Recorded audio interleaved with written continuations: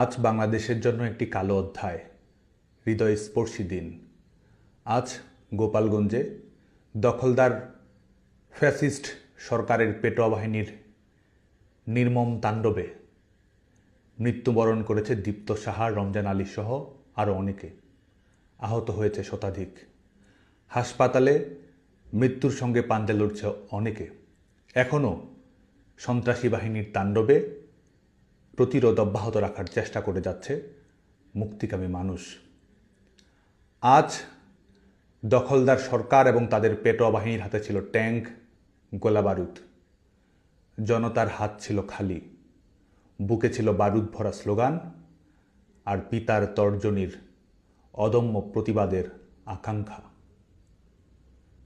আজকে এই নির্মম হত্যাকাণ্ডের বলি যারা হয়েছে তাদের সবার স্মৃতির প্রতি শ্রদ্ধা জানাচ্ছি, পরিবারের প্রতি সমবেদনা জানাচ্ছি।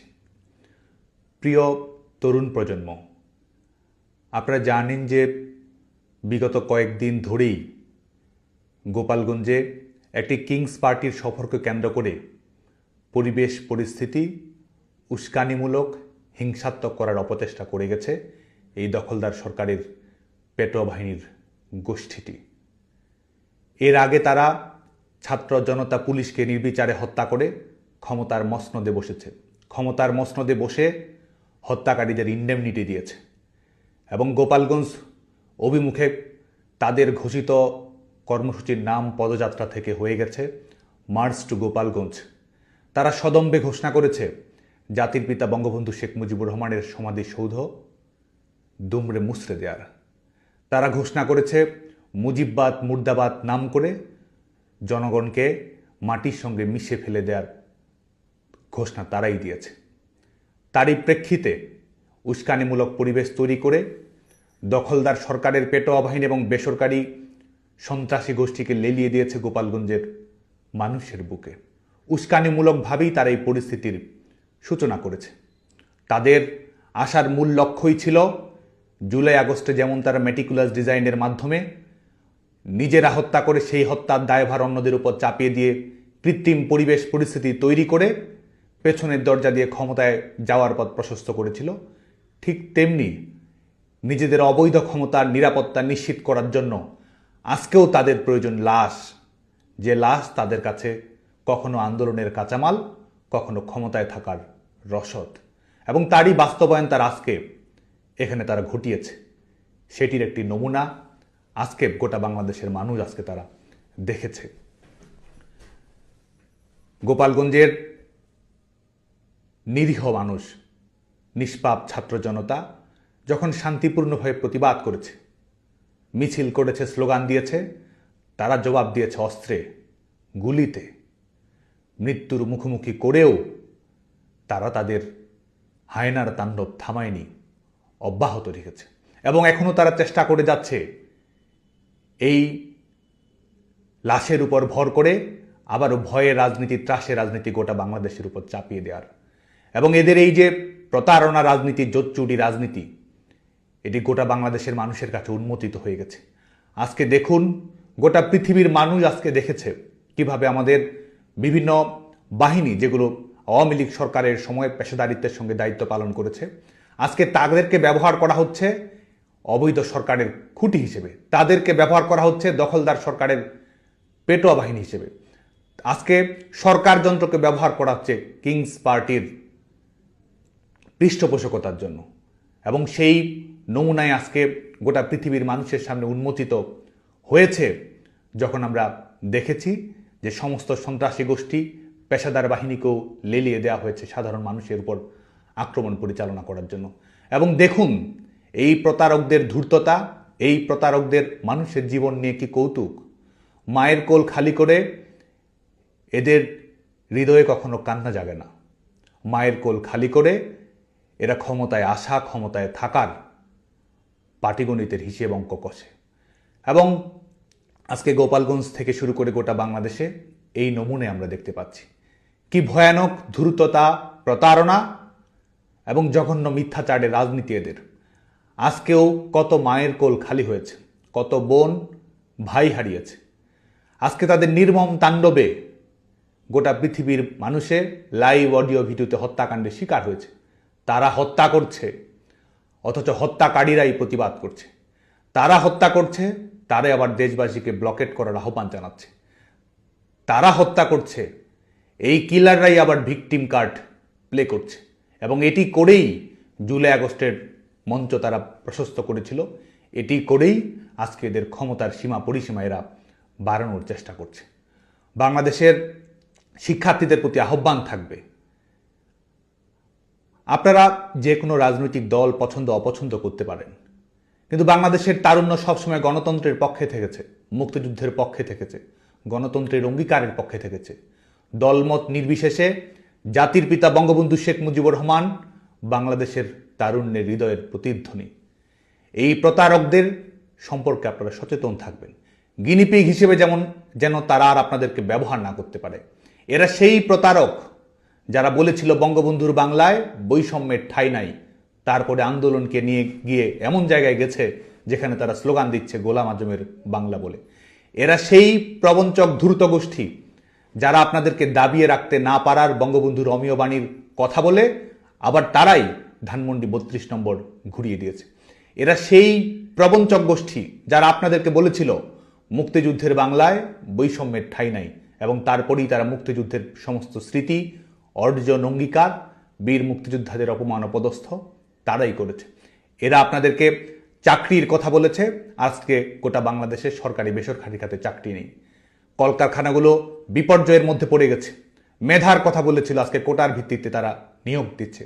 আজকে বাংলাদেশের মানুষের স্বাভাবিক মৃত্যুর গ্যারান্টি পর্যন্ত নেই।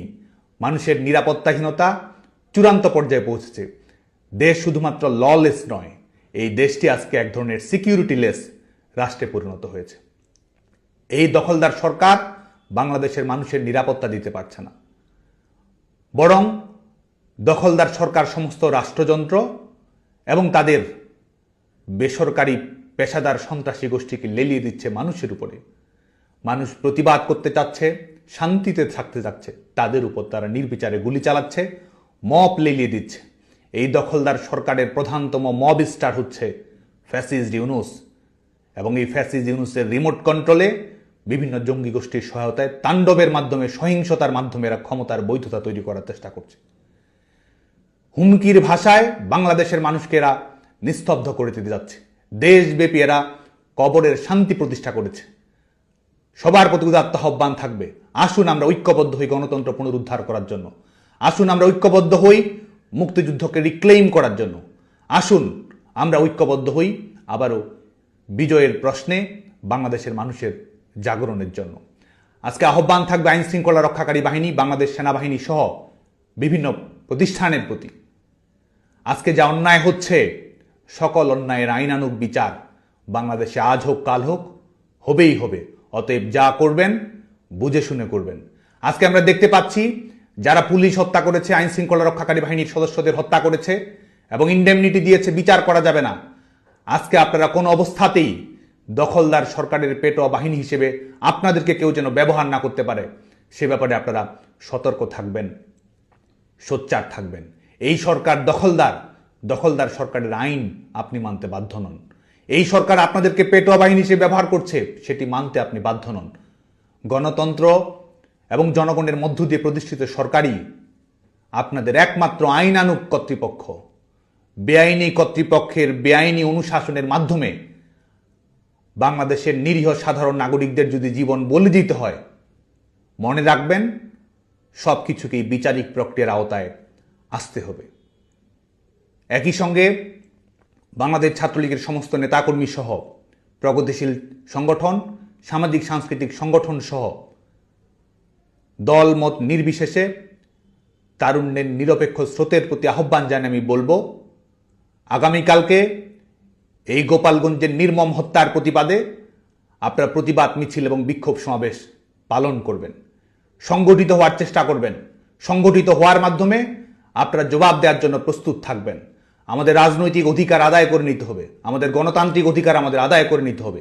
এই দেশকে যারা কুক্ষিগত করেছে, নাগরিকদের উপর যারা সীমাহীন হত্যালীলা চালাচ্ছে, আমাদের নারীরা যেখানে বের হতে পারছে না, প্রত্যেক মুহূর্ত ধর্ষণ, খুন কিংবা নিপীড়নের শিকার হচ্ছে, বাংলাদেশের নাগরিকদের আত্মমর্যাদা, স্বস্তি, নিরাপত্তা যারা কেড়ে নিয়েছে তাদের জবাব দেওয়ার জন্য আমাদেরকে প্রস্তুত থাকতে হবে, ঘুরে দাঁড়াতে হবে, লড়াই করতে হবে এবং একই সঙ্গে বিজয় ছিনিয়ে আনতে হবে।